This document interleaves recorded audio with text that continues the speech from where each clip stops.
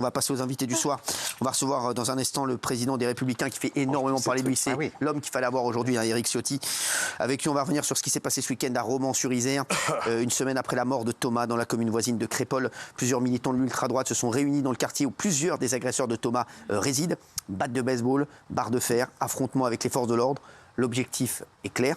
Une expédition punitive pour, selon eux, venger la mort de Thomas. On va voir une compile des images à Romans-sur-Isère. Et dans un instant, Éric Ciotti sera avec nous. Avant d'écouter Éric Ciotti là-dessus, je vais vous demander votre avis. Il a refusé de condamner ce qui s'est passé à Romans-sur-Isère, là, ce week-end, Éric Ciotti. Vous allez me dire si vous êtes d'accord avec lui ou pas, ici autour de la table. Il peut en avoir qui sont d'accord avec lui. Et Éric Ciotti viendra nous rejoindre juste après. Petit compile. Justice pour Thomas ! Justice pour Thomas !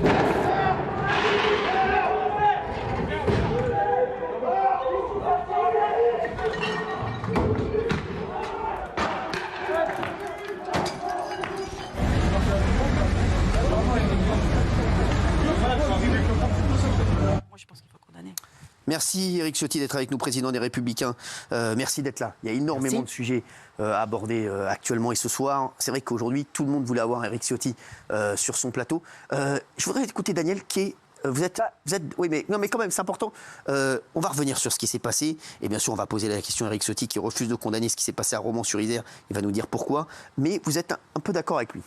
Je trouve incroyable le traitement de ça. Alors je condamne évidemment si ces gens sont venus vraiment avec des mauvaises intentions. Moi, ce que je vois, c'était une marche pour Thomas. Alors d'accord, il y avait des fumigènes, mais apparemment, ils ne portaient pas d'armes sur eux. La seule victime, c'est quelqu'un qui a été lynché et humilié. Imaginez pendant les émeutes de Naël, si ça avait été le contraire, je pense qu'on en aurait parlé encore aujourd'hui. Donc je trouve que le traitement médiatique et cette affaire, pour l'instant, est un petit peu montée en épingle et arrange certainement beaucoup de gens. Voilà. Alors, on va revenir sur tout ça, plus d'une semaine après la mort de Thomas, lors d'une fête à Crépol, dans la Drôme. On a tous parlé de Thomas, vous pouvez garder vos pancartes, hein, bien entendu. Une manifestation appelée par des militants d'ultra-droite a eu lieu dans une ville voisine à Romans-sur-Isère samedi soir. Il était environ 18h, dans le quartier de la Monnaie, quartier d'où viennent quelques personnes interpellées dans l'affaire de la mort de Thomas. Et 80 militants d'ultra-droite se sont réunis avec pour objectif de faire justice pour Thomas. Des personnes encagoulées, habillées tout en noir, munies de battes de baseball, de barres de fer ou encore de mortiers, hein, Gilles, c'est ça? Absolument, venus de toute la France. Il y en avait qui étaient en comparution immédiate aujourd'hui, donc de 17 à 36 ans, des étudiants, un militaire. Parmi ceux qui étaient jugés aujourd'hui, donc un seul avait un casier. Ils étaient accusés notamment de violence sur fonctionnaires de police. Mais effectivement, ils viennent de toute la France. On va revenir surtout. Absolument. Vous réagirez à chaque fois. La manifestation était en réalité une récupération de ce que disent des gens de la mort de Thomas. Les banderoles étaient justice pour Thomas, encore justice pour Thomas, ni pardon ni oubli. Mais d'autres slogans nationalistes ont été entendus, parmi lesquels la rue, la France nous appartient. C'est ça qui a posé problème, Gilles. Absolument. Ça a été considéré par certains, pas par M. Ciotti, hein, mais ça a été considéré par certains comme tout simplement une expédition punitive, une ratonnade. On va en parler dans un instant.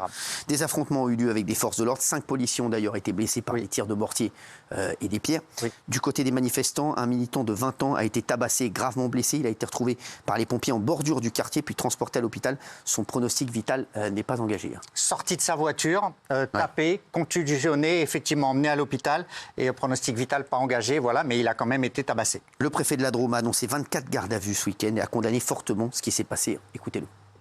Les forces de l'ordre ont réagi avec efficacité, appuyées par la police nationale et avec le soutien de la police municipale que je souligne parce qu'il y avait aussi la surveillance des caméras vidéo. Cette donc tentative de rentrer dans le quartier de la Monnaie a été repoussée. Il y a eu une vingtaine d'interpellations, dont 17 gardes à vue.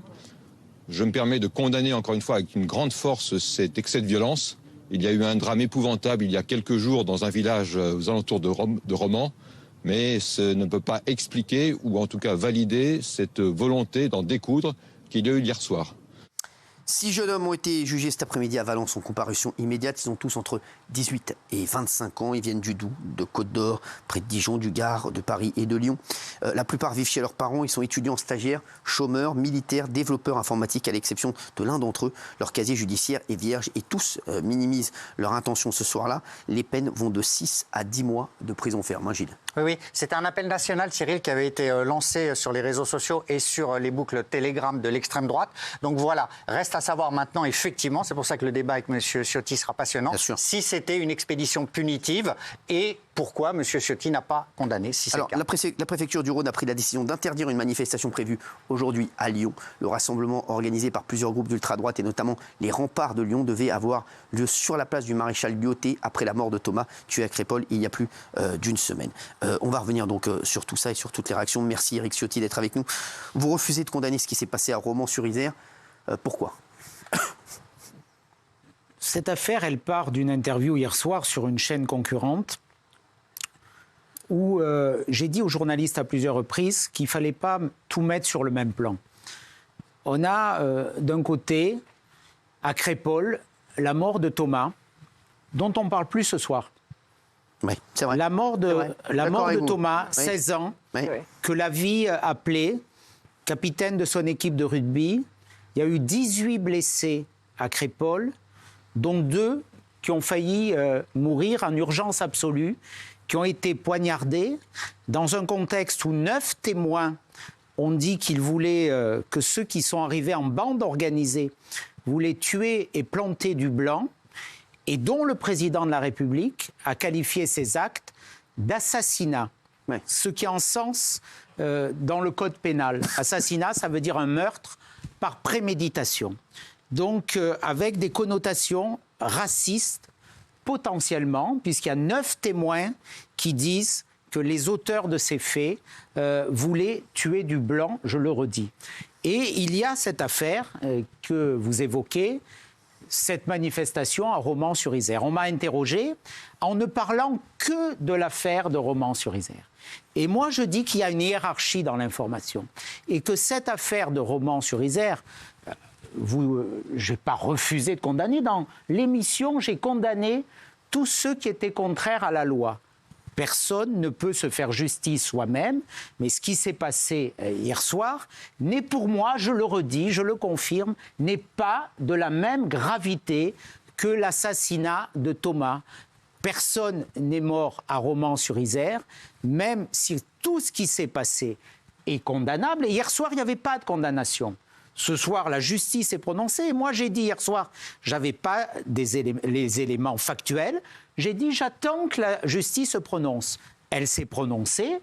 Eh bien, des personnes ont été condamnées. La justice est passée. C'est à elle de condamner. Mais ce n'est pas à une forme de tribunal médiatique excité par M. Mélenchon pour dire ce qui doit se passer. Voilà, je voudrais qu'on ait dans la hiérarchie de l'information le même traitement. Le même traitement pour Thomas que l'on a eu pour Naël. Le même traitement de ce qui s'est passé de condamnable à Romans-sur-Isère que de ce qui s'est passé dans 450, 500 quartiers de France où il y a eu 12 000 voitures brûlées, où il y a eu 900 policiers, gendarmes blessés, 250 écoles brûlées, 150 mairies brûlées, et on a l'impression que c'est la même affaire.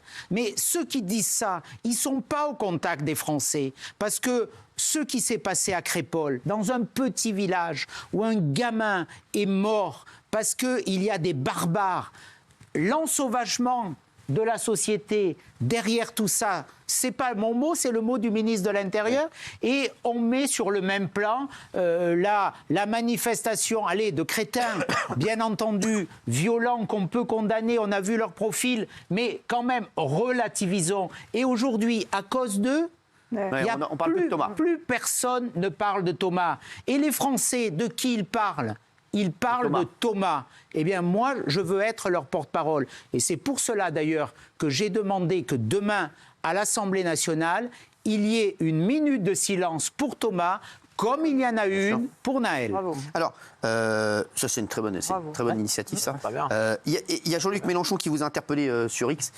Éric Ciotti, président des Républicains, refuse de condamner l'agression de l'extrême droite en bande armée contre un quartier populaire. Cette ambiguïté avec le racisme encourage les pires débordements de violence. Ce refus est une apologie pour les bandes armées racistes. On voit de mieux en mieux où est le problème dans notre République. Alors vous l'avez répondu, Monsieur Mélenchon. Excusez-moi.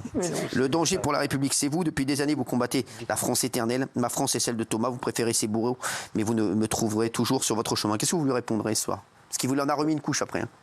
La même chose, c'est quand même le plus mal placé pour tenir ses propos. Lui qui a refusé de condamner l'attaque terroriste, islamiste du Hamas, qui a fait 1200 morts, qui a tué des enfants, qui a tué des femmes, qui a pris en otage des innocents, qui a attaqué des vieillards dans leur domicile, qui les ont brûlés vifs.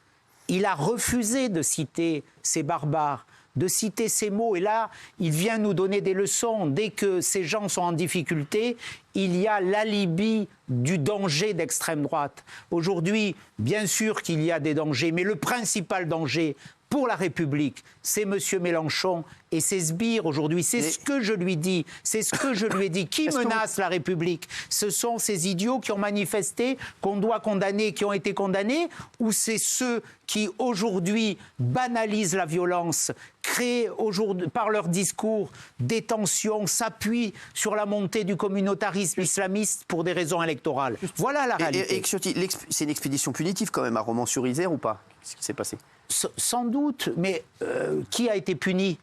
Pour qu'il y ait une expédition punitive, il faut qu'il y ait des gens qui aient été punis. Heureusement, les forces, les forces de l'ordre ont fait leur travail, et heureusement qu'elles étaient là. Heureusement qu'elles étaient là. Mais encore une fois, moi, l'hypocrisie de Mélenchon, voilà, le deux poids, deux mesures, moi je supporte plus le deux poids, deux mesures. Vous entendez des gens d'extrême gauche qui disent que le drame de Thomas, c'était une rixe. Vous leur dites quoi?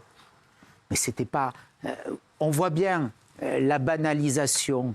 Et puis après, on cherche... C'est ce qui se passe avec Romans-sur-Isère. On cherche une dérivation pour oublier... Tout ça, finalement, n'a pas d'importance.